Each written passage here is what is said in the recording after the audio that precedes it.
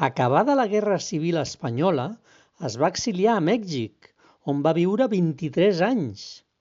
Jo ja me l'imagino amb barret de mariachi i cantant ranxeres. Entre el 1929 i el 1934 va estudiar a l'Escola Superior de Belles Arts de Barcelona. D'aquí li ve la seva vena artística com a ninotaire i il·lustrador. El 1933 va entrar a treballar al Diario Mercantil. Aquí va publicar els seus primers articles i il·lustracions. Un diari que no va durar ni 2 telenotícies. El 1962 va tornar a Catalunya, després de publicar un fotimer de contes i també novel·les.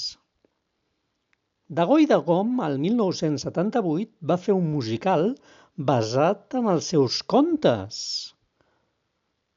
Com un Maricel, vaja, però més casolà. El 1992 va ser proclamat doctor honoris causa per la Universitat Autònoma de Barcelona.